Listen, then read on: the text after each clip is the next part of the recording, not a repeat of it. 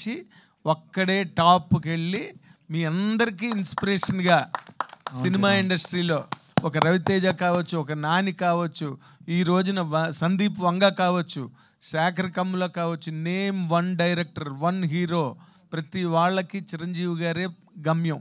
ఒక హీరోయిన్కి చిరంజీవి గారితో యాక్ట్ చేయాలని ఉంటుంది, ఒక మ్యూజిక్ డైరెక్టర్కి చిరంజీవి గారి సినిమాకి మ్యూజిక్ చేయాలని ఉంటుంది, ఒక కమిడియన్కి చిరంజీవి గారితో కలిపి చేయాలని ఉంటుంది. ఈ రోజుకైనా ఏ రోజుకైనా మెగాస్టార్ చిరంజీవి ఎప్పటికీ చిరంజీవి శతాయుష్షు. 100% సార్. అలాంటి మనిషికి అలాంటి ఒక జైంట్ మౌంటైన్ గురించి కూడా తెగబడి బరి తెగించి మాట్లాడితే ఇంకా ఈ సినిమా ఇండస్ట్రీకి మిగిలిన గౌరవమే ఉంది? మీరు ఇంతమంది వచ్చి కష్టపడి ఇది ఒక ప్లాట్ఫామ్గా మీరు ఎంచుకొని ఇలాగ వచ్చిన వాళ్ళందరికీ కూడా ఆయన ఒక పెద్ద ఇన్స్పిరేషన్. మీరు ఎవరు వచ్చిన ఇండస్ట్రీకి అలాగవ్వాలనే వస్తారు, మెగాస్టార్ చిరంజీవి అయిపోవాలనే వస్తారు అందరూ కూడా. సో మిమ్మల్ని అందరినీ అగౌరవపరిచినట్టే. ఇండస్ట్రీ అన్నది చాలా గొప్ప పవిత్రమైన పరిశ్రమ. ఇది మీరు ఎంతో శ్రమపడి కష్టపడి వచ్చే వాళ్ళ కోసం, అందుకోసమని నేను ఆ వీడియో చేశాను. Super sir, thank you sir, thank you. అంటే చాలా మంది చెప్పలేకపోయారు, అందరి తరపున మీరు మాట్లాడారు. Thank you sir. చిన్న క్వశ్చన్, మీరు చాలా మంది హీరోల్ని, పెద్ద పెద్ద స్టార్ హీరోస్ని కానీ వాళ్ళందరినీ కూడా వాళ్ళందరితో మాట్లాడి ఉంటారు సార్. సో ఒక గొప్ప యాక్టర్గా ఎదగాలంటే వాళ్ళకు ఉండాల్సిన లక్షణం ఏంటి, అండ్ అలాంటి లక్షణం ఏ హీరోలో మీరు ఎక్కువ చూసారు? అందరికీ క్వశ్చన్. మీరు నన్ను అడిగితే ఎప్పుడైనా నేను నా నోట్లోంచి ఆ 4 అక్షరాలే వస్తాయి, మెగాస్టార్ చిరంజీవి.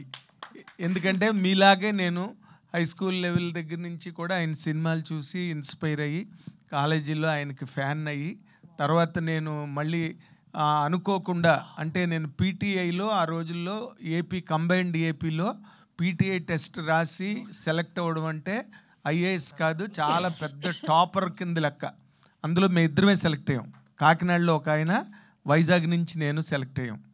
నేను అలాంటి ఉద్యోగం కూడా వదిలేసి మెడ్రాస్లో ఆంధ్రజ్యోతిలో జ్యోతి చిత్ర అనే లీడింగ్ మ్యాగజైన్లో కేవలం నేను చిరంజీవి గారిని చూడడం కోసం మాత్రమే నేను ఢిల్లీలో పీటీఐ ఉద్యోగం వదులుకుని, I'm a post graduate in English, కానీ నేను ఆ ఉద్యోగం వదులుకుని ఇక్కడ జాయిన్ అయింది కేవలం చిరంజీవి గారి గురించే.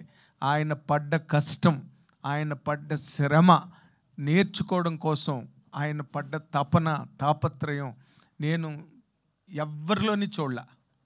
అందరికీ ఉంటుంది, సార్, అందరికీ ఉంటుంది. సక్సెస్ అయిపోవాలి, పెద్ద యాక్టర్లుగా వచ్చేయాలి, ప్రజలందరూ గుండెల్లో పెట్టుకోవాలని.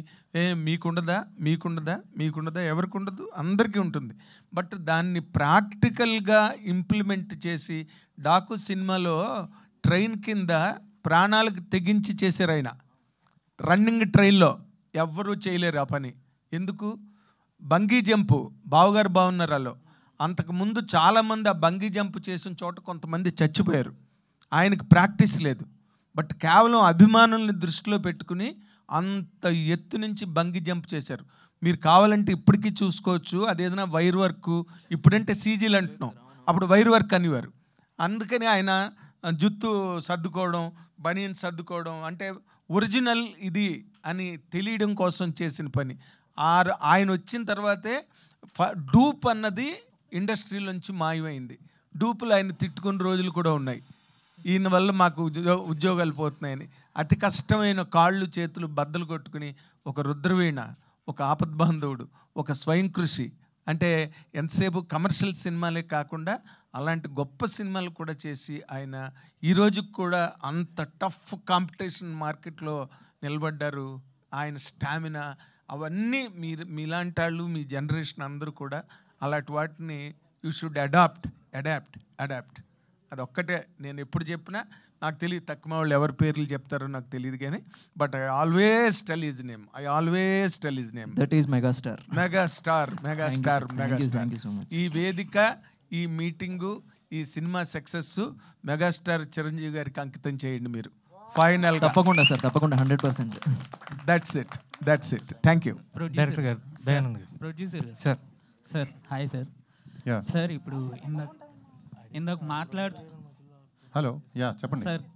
ఇందాక మాట్లాడుతూ మీరు 24 క్రాఫ్ట్స్ ఓన్లీ ప్రొడ్యూసర్ మీదే ప్రెజర్ పడుతుంది అనేసి అన్నారు. అంటే ఏదైనా ప్రొడ్యూసరే లాస్ అవుతున్నాడు అని చెప్పారు కదండి సార్. అలాంటిది మీరు ఈ సినిమా ఏ ధైర్యంతో చేశారు సార్? మీకు ఎలా ఈ మెసేజ్ ట్రెండ్ సెట్ చేయాలని. ఒకవేళ ఏదైనా లాస్ వస్తే మీ నెక్స్ట్ ఎలా ఉంటుంది సార్? మీ లాభాల గురించి ఆలోచించేవాడు సినిమా ఇండస్ట్రీ రాకూడదు ప్రస్తుతం ఉండే పరిస్థితుల్లో. అది ఒక బిజినెస్ ఎంటిటీగా డబ్బు సంపాదిద్దామని సినిమా ఇండస్ట్రీలో రాకూడదు. అర్థమైందా? ఒక పాజిటివ్ ప్యాషన్తో రావాలి, డబ్బు కూడా దాంతో రావాలి. అంటే ఇందాక నేను చెప్పిన కాన్సెప్ట్లోకి వెళ్ళాలి. ఆ కాన్సెప్ట్స్ మీరు వినే ఉంటారు. అలాంటి డిఫరెంట్ కాన్సెప్ట్స్లోకి వెళ్తే లక్షల కోట్లకి వెళ్ళేది ఇండస్ట్రీ. పేరు గొప్ప ఊరు దెబ్బ. చూస్తే ఎక్కడ చూసినా సెలబ్రిటీలు కనపడతారు. ఇన్స్టాగ్రామ్ ఓపెన్ చేస్తే ఇండస్ట్రీ వాల్యూ మొత్తం 10,000 కోట్లు లేదు. అగ్రి? Okay sir.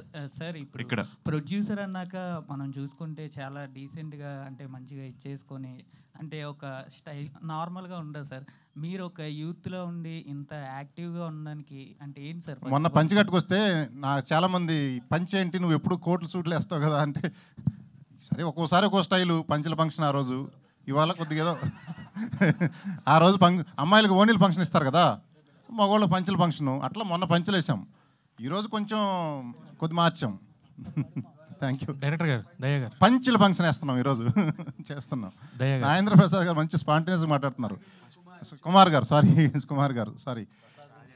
ఇప్పుడు నేను ఒక చిన్న పేరు మర్చిపోయా.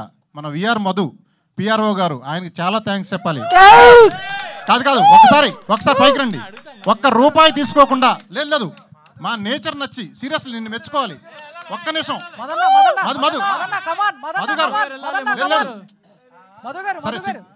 సిగ్గుపడుతున్నాడు. మధు గారు స్టేజ్ మీదకి వెళ్ళాలి. సిగ్గుపడుతున్నాడు. మాలాంటి మెంటాలిటీ ఆయనకి.